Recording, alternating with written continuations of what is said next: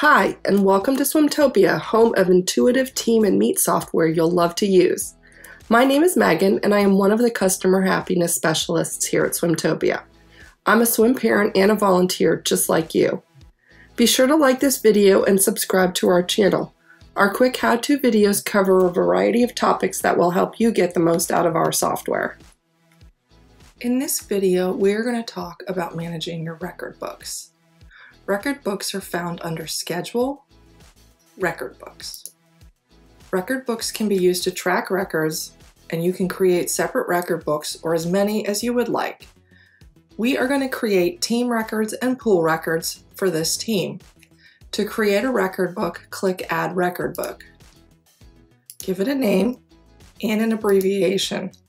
This should be something that is easily identifiable throughout your league, so be sure that you name it something that mimics your team's name instead of just calling it TR for Team Records.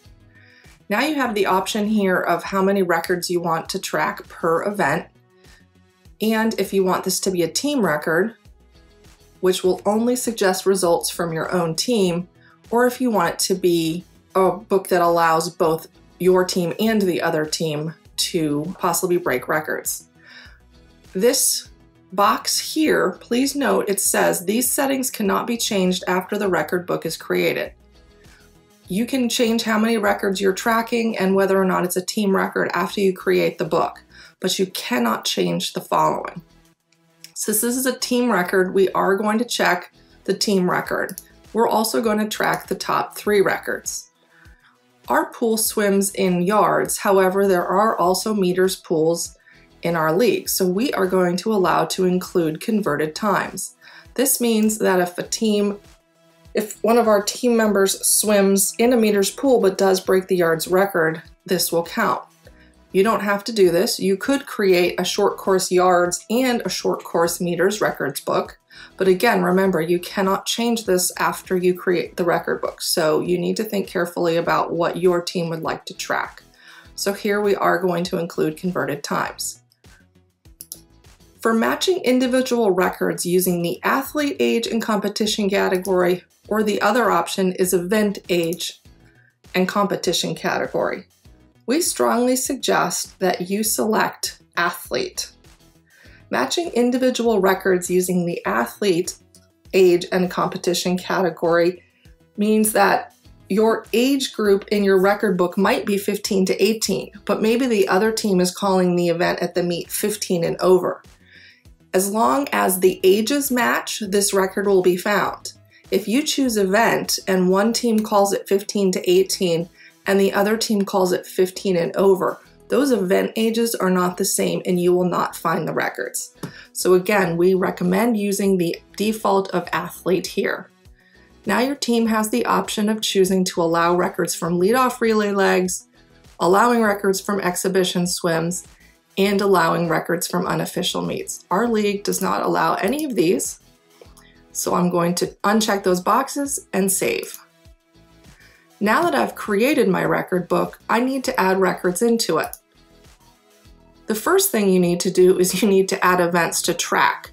The easiest thing to do is to copy the event from a template that you already use. In this case, we want to track all of the records swum in our league throughout the summer, so I'm going to use our dual meet template. This automatically applies all of the events that we swim throughout the summer. Now, to find new records, you will click on this Find New Records button. You can choose dates and meets that you would like to look at.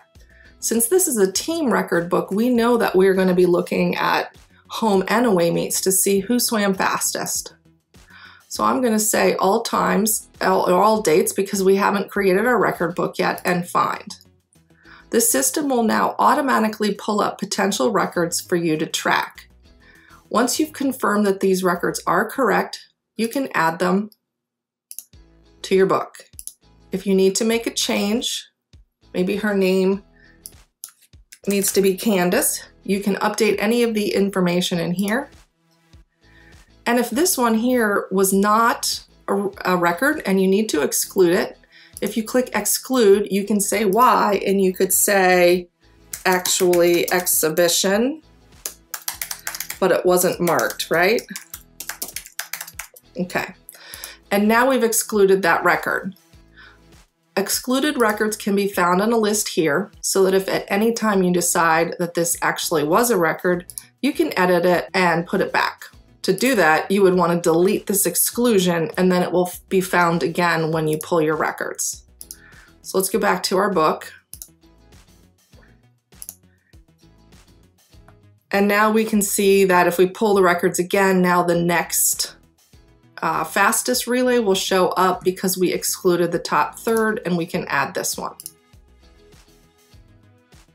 If you want to create pool records, so tracking what has been swum only at your pool, you can add a record book. We're tracking 3. And since it's not a team record because other teams could swim just as fast at our pool and set a record, we're going to uncheck this box.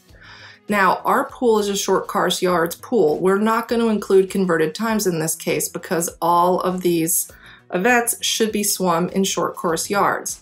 Again, we're going to match using athlete age and competition category, and our league does not allow the following. Now again, I'm going to add in our template. Now, if you didn't have a template, you can add individual or relay events here so you could create whatever sort of record books you want. We're going to use our dual meet template. And now we're going to find new records. Since this is only for our pool, we don't want to look at away meets. We're going to look at home meets only. And now we can approve the following records if they were set. And we have verified them. You can also note on our record book page that we have a camp league records, and it has the shared record book provided by our league. Leagues have the option of creating record books as well. Here's the league's website, and they've created a league record book, and they've shared it, which means that every organization underneath that league will be able to see the league records. Leagues set that here with the option to share with their member organizations. The last thing you can do with your record books is you can share them on your website. If your team has a records page, you can navigate to the page, hover over your name, and choose Edit Page Content, and then add a snippet. One of the snippets will be called Records. You'll drag this snippet over onto your page where you'd like to put it. You can give it a title, and then we can choose the record book we want to display here. So we're going to choose our team record book. Now you can specify if you want to do all of the age ranges, if you want to show just a certain age range, if you want to do a girls and a boys, all of the events, or maybe you only want to display your individual events, and then how many records per event. If you choose compact, it's going to list girls on one side and boys on the other. So we're going to use these settings and create our record book. And now you can see our team records. Here's the records that we've added. If we wanted to display our pool records, we could add that snippet as well and choose our pool records.